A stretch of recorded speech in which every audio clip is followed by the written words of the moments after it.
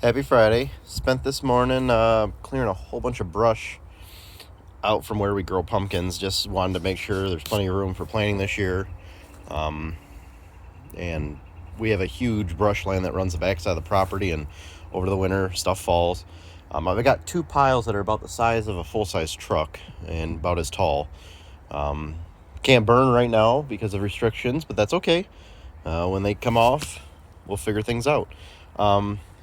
But I want to talk about just quick chainsaw safety. I know for many of you, you'll probably won't be running one of these anytime soon, but when I first started doing this, it was a chainsaw. You didn't have anything else. You put on a pair of jeans and some boots, maybe, and you ran a chainsaw. And the more I did this, the more I realized, like, hey, there has to be something more you can wear. And I mean, again, the whole farming thing, caps off. You just did things you didn't really think about safety, which you should. So now I'll tell you what I do to be safe with running a chainsaw. That scabbard, it stays on pretty much the whole time unless I'm using it or changing out a blade or anything. I've heard some horror stories of people walking and they'll trip, and that chain will cut into their leg or something. They'll run their hand across it. So keep the scabbard on until you're ready to use it. Keep it on. I don't run the safety blade or chain. I run a pretty high pitch chain. Next thing, when we're running, I wear safety glasses. Now, if a buddy of mine sees this, I know he's gonna make fun of me. I run steel stuff. I like their product. I've never had an issue. This is an awesome saw. I've had this for probably 6 or 7 years now. Besides filter change and cleaning and a spark plug here and there, no issues at all. Changed out the bar. I mean, you can see my bar. This is, I think, the third bar I've been on, but I cut a lot. But my glasses, they're Husqvarna glasses. And I got a buddy that he's a strict Husqvarna fan. I'm a huge Steel fan, and it's okay. Both are great products. I have never seen an issue with others. So safety glasses, those are gonna be worn at all times. Next thing, I have this. It's a hard helmet with a face shield and hearing protection. Now, McMullen, you got a face shield. Why do you need the glasses? This is a screen. It still allows particles to come through, and it does happen. That helmet, I mean, yes, if a big branch falls, you're going to be hurt. But I've had it where little stuff that comes and smacks you in the face, if you're clearing out like brush like today, that thing is nice because those thorn bushes and everything, they're not going to hit the top of your head. It's going to divert them off. And again, it's just, limbs will eventually fall. The goal is, obviously nothing big, but it just protects the old noggin with a built-in hearing protection. That's a must. It gets a little warm in the summer, but in the winter it's nice because you don't have to wear a hat or anything. Those things keep your ears warm. The next thing, besides hearing protection, a helmet, a face shield, safety glasses, chaps. These are a must. If you're running a saw, get a pair of chaps. They're not terribly expensive. I think like $60. Don't quote me on that. I've got a pocket on them, and I'll talk about that in a minute. What it is there's like these are dirty too. And the other nice, well, we'll get into that. They're filled with like this almost like fiberglass like material that should by chance, you nick your chaps with a blade, which you don't want to do, but should you do it, all those little particles and fibers inside get jammed up in the blade and immediately stop the blade. I have never had to use, like, they've never been used in that sense. Like, I've never had an accident where it's like, ooh, I'm happy I'm wearing these. However, I've got a buddy that actually was sawing, and he brought the saw back, and next thing you know, it stopped, and he goes, what the?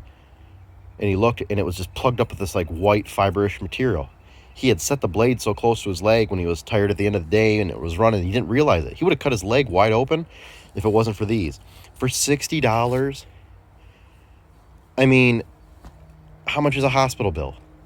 The other nice thing is Husqvarna's pair, I do like, they have a bottom flap to their pocket. I always keep a wedge. This one, it's not as easy to get at it, but I always keep a wedge. Why a wedge, McMullen? Actually, I got a couple of them here, and I got different sizes. yes, you can use them for felling a tree or driving a tree, but the real reality of it is if you're cutting a log and that log starts to bind, you can run a wedge in and finish your cut without the log pinching your blade. It's really a safety product. Have a wedge with you. You'll end up using them more than you think, and at the same time too, like, you can see these things. Those aren't nicks from being hit or used. Those are nicks from the blade. So for me, if it's a large log, and I'm cutting through it, about halfway through, I'll put a wedge at the top and then finish my cut, and then the log can separate and not bind on the blade. The last thing, and I shouldn't, and it's not any less important, get a good pair of leather gloves, some kind of work gloves, along with some type of steel-toed boot, some type of heavy boot. Those are the two other important things to have. I just go to our local Tractor Supply and get some nice leather gloves. These actually I wore a hole through today, so unfortunately these are junk. They've lasted me about probably 5 months, so I mean they hold up. But again, a nice pair of gloves, some good heavy duty. I have a pair of rubber boots I wear in the spring that are steel toed. They're fairly inexpensive, but again, all this stuff adds up. The goal is, you're not going to be any less, safe and, say, oh, I can be dangerous now, I've got all this protective equipment on. The goal is, should something happen, it's like a seatbelt or an airbag. You don't, the airbag doesn't go off every day. It's in case of an emergency. It's the same idea with all this stuff. The hearing protection, though, I would say that's a must. You don't want to be, 30 years old going, what? Huh? Safety glasses, same thing. Those are musts. But the other stuff, I say is a must, but it's not going to be used every day. It's only in case. I will say I use these chaps a lot when splitting wood, even, because it's nice to be able to kneel down on the ground when you tip that splitter up, and rather than having your jeans soaking wet and dirty and muddy, your chaps are. So it probably is a little bit harder on them. Looks like I have a little, there's actually that fibrous material now that must have got caught on something. I'll have to nip it off. It's right at the seam, but you can see it's like a fibery material on the inside. But yeah, chainsaw safety. Obviously too, you're using gas, be careful with that. Make sure things are cooled down before you refill.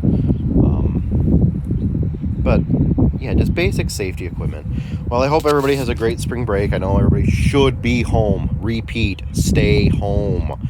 I can't stress that enough. I keep hearing these rumors like people are going up to Walmart just to walk around because they're bored. If you're bored, walk around your yard, get a book, read. I mean, good gosh, you have a phone, the internet's full of, how many apps, games, this, that. You can get lost in YouTube for days. Heck, you can watch all my videos. That'll probably take up a day. But don't go anywhere unless you absolutely have to. So take care, be safe, enjoy your spring break. We'll talk to you soon. Take care.